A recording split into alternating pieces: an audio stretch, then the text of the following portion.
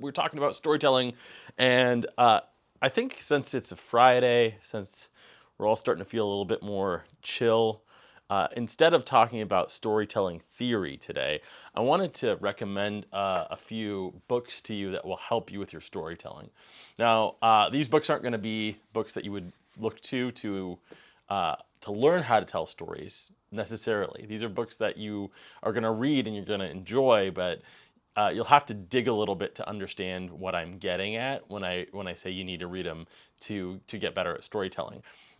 Because here's the deal. I think a lot of entrepreneurs are so focused on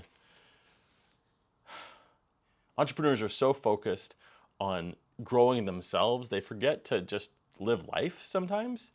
And living life is essential for writing well.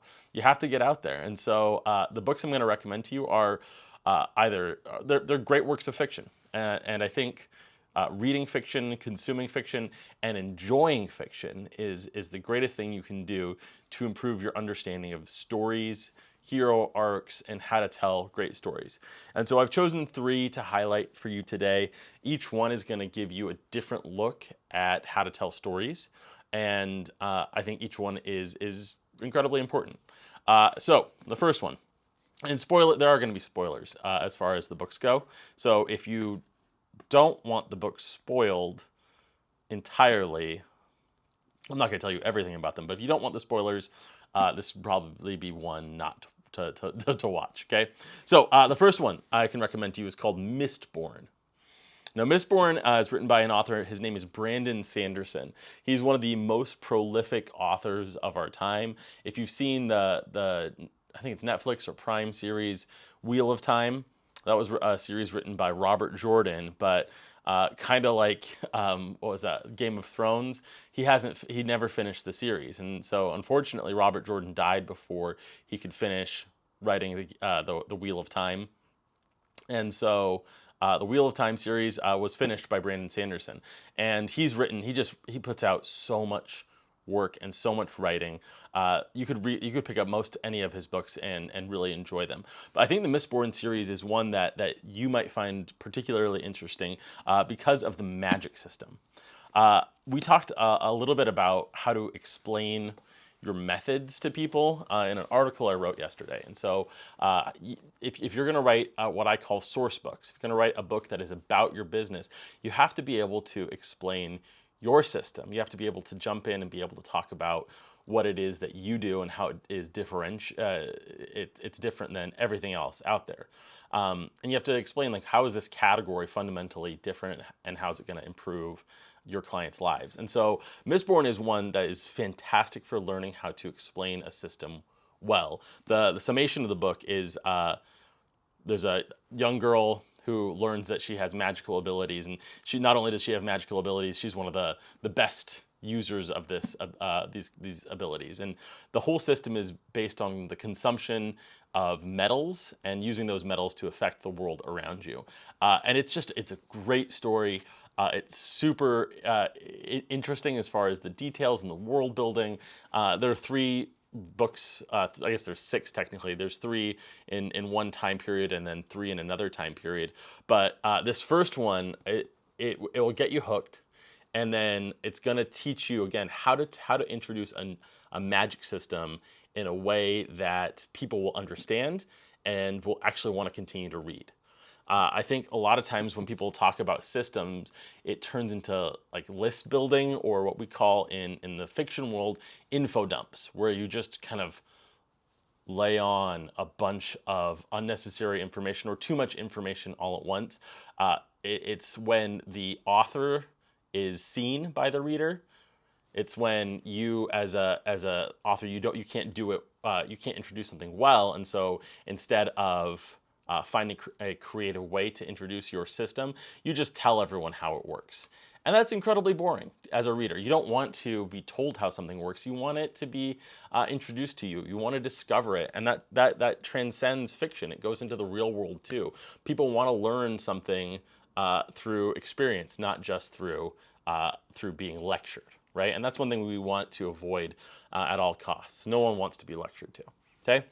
So that's book one, Mistborn. Brandon Sanderson. Now, book 2 is potentially my favorite book of all time.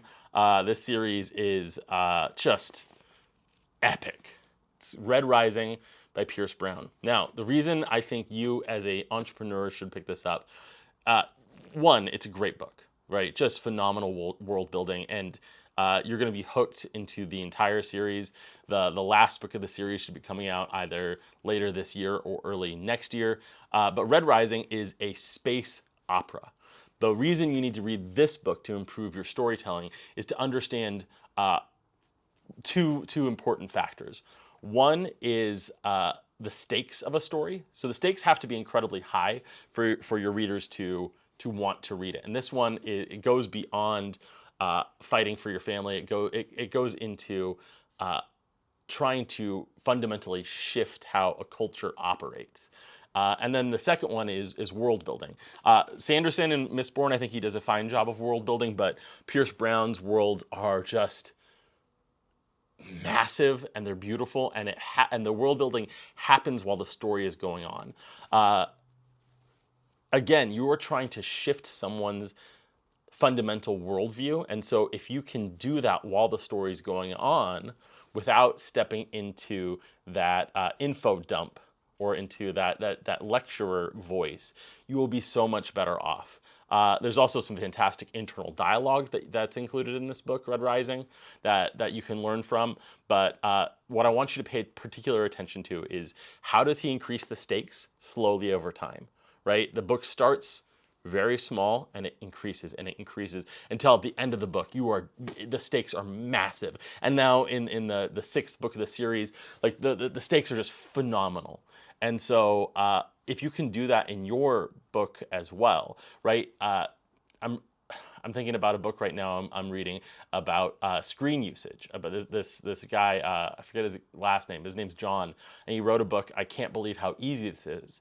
And he talks about screen usage as a window to improving your life. Like, how do you want to improve your life? How do you want to get better? Why do you want to do it? And slowly over the course of this book, as I'm reading it, like, oh, he's increasing the stakes. The stakes are getting bigger and bigger and bigger. It goes from the doom scroll to, oh my gosh, all these things are holding me back from my most incredible life. Okay, so stake building, that's what you want to focus on in Red Rising, as well as world building. Now, the final book I want to recommend to you, it's one you might have read in high school or college. It's Hemingway's The Old Man and the Sea. Now, Hemingway, you could probably pick up any of his books and learn these same lessons. I like this one, though, because it's short, relatively. This is a second edition. I love collecting rare books. It's one of my favorite things in the world. So if you come across any, send them my way. But what Hemingway does better than most any author ever is he keeps his sentences pointed. Every word, every sentence, everything he puts on the page, from a comma to an apostrophe, has a reason. I'm going to read you a section to start. This is the first sentence of the first paragraph of the book. He was an old man who fished alone in a skiff in the Gulf Stream, and he had gone 84 days now without taking a fish.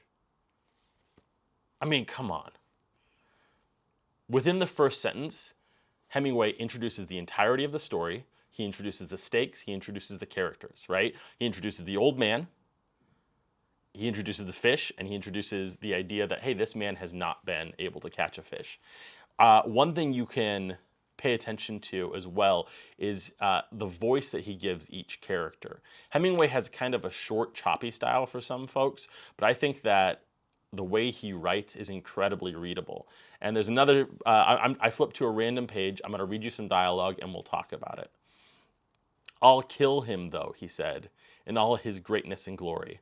Although it is unjust, he thought, but I will show him what a man can do and what a man endures. I told the boy I was a strange old man, he said. Now is when I must prove it. I mean, that dialogue is, it's simple, it's short, but it contains nothing it shouldn't contain. And in that simplicity, it is beautiful. Where I think most writers, and especially most first-time writers, get it wrong is you try and make your dialogue too much. You try and game the story.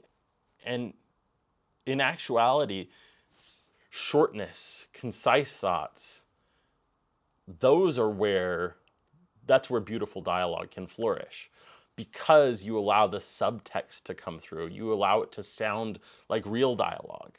Uh, you know, if you wrote a story including an argument that a husband and wife were having about dinner, and it keeps escalating and escalating, you know that they're not actually fighting about dinner. They're fighting about something else in their marriage, and that's kind of what you want to do. You want to have your dialogue say more than it actually is. That's the subtext, the words between the words, what's going on. And so I think Hemingway does a fantastic job of that. And so I think one way you can improve your storytelling, probably the best way, is go and pick up a few fiction books, a few books that probably wouldn't make your shelf as far as an entrepreneur goes, right? These aren't books like Start With Why or Radical Candor or any of the books, Atomic Habits. Those aren't the books that you need to be reading right now. If you're at a level where you're thinking about writing a book, your business skills are probably pretty darn good. Your coaching skills, the skills that you use in your business are good. What you need to focus on now is learning how to tell stories so you can engage your audience, so you can get people hooked and bring them in. That's the idea for today. So I want you to pick these up. Again, we got Old Man and the Sea, we've got Red Rising, and we've got Mistborn. That's enough for now. Go write something.